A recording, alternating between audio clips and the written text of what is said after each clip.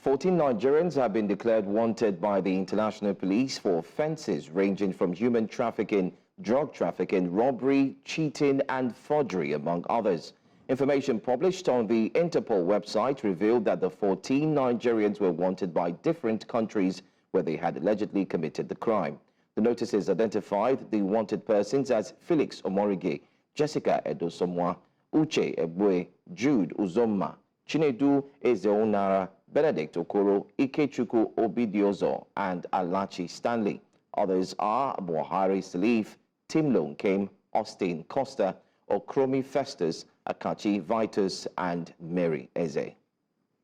Well, to discuss this, I'm being joined by Public Affairs Analyst Theophilus Akatugba, who's here with me here on News Now. Let's take a look at this current situation. It seems to be a reoccurrence, most importantly.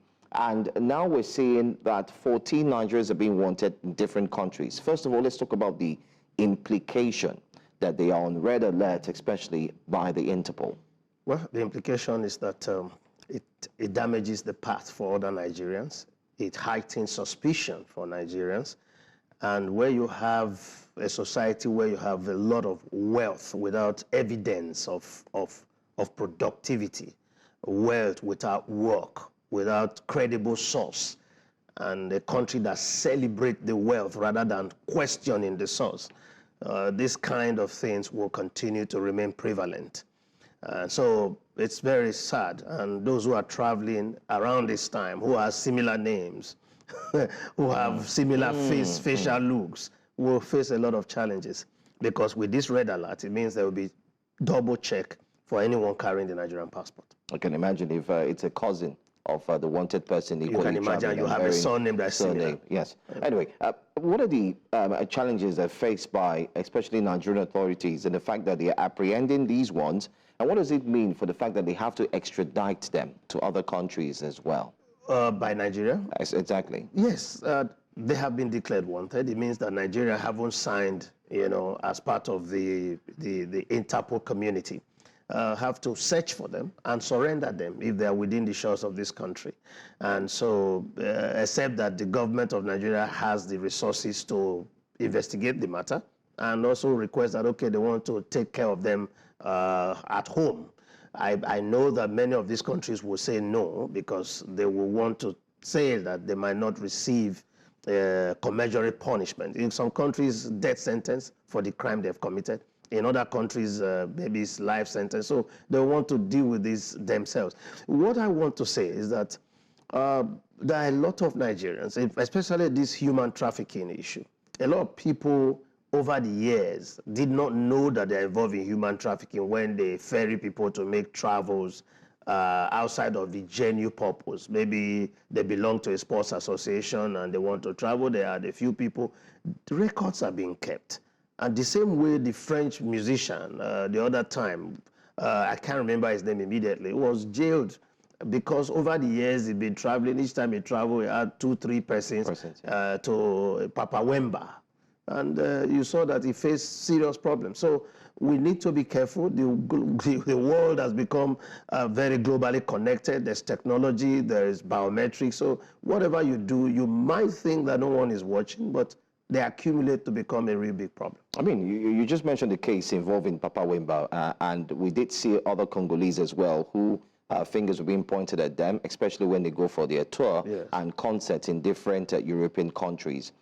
Do you think that enough is being done from Nigeria in terms of sensitizing the public what human trafficking really means? Because a lot of people just see it as, oh, I'm just taking a family's friend, friend's friend to help them and take them to where we're going to. We don't have the knowledge in the grittiest sense. When I say we think that it can be human trafficking when I only take them for prostitution, they forget that no, when you move people, illegally, and move people, either legally or illegally, to go and do things that are not lawful, this can be regarded as human trafficking. And I think there's been a lot of sensitization, but don't forget that it's a huge enterprise. It used to be a big business. Up till tomorrow, there are people who are into the prostitution ring all over the world. They call them the sponsors.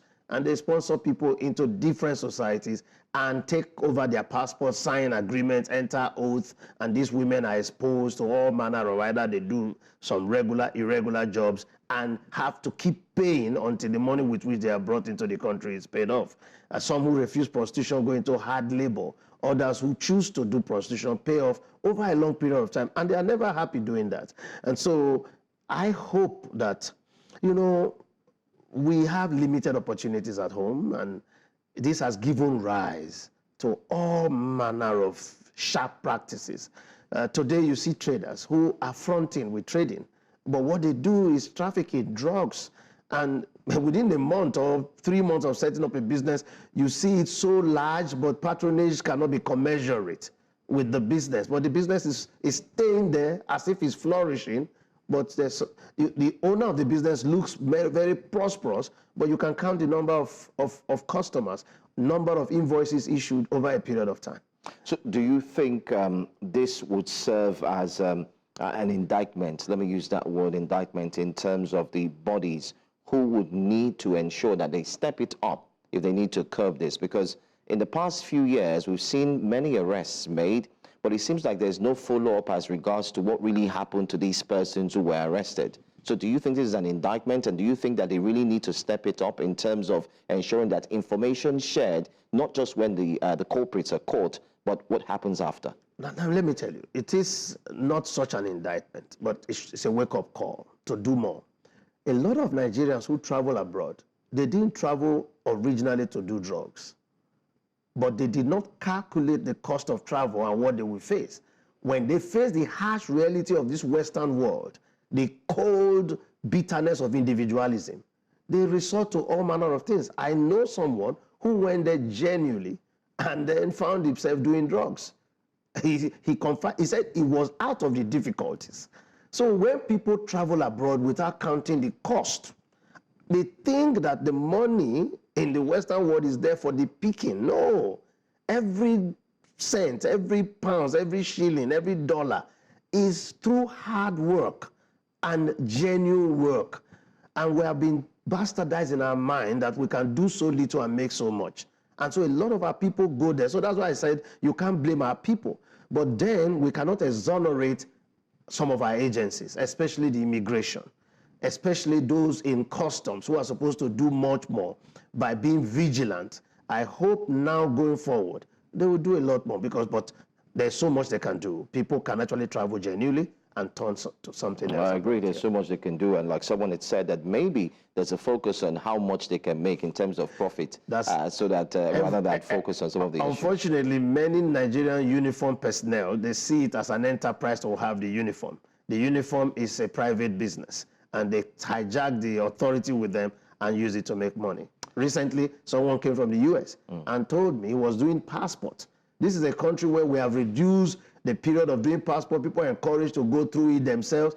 And he's told me that he's doing the passport in a state. And in the place he's doing the passport, the immigration head there has set up a private support system where they facilitate the passport. I don't want to mention name, but that tells you that even the Nigerian uniformed man who is into that's supposed to be offering services, they hijacked this and turned it into a private enterprise. Government need to be very hard on such individuals. Absolutely. Anyway, thank you so much, Theophilus Akatugba, for joining us as we have taken a look at that particular story.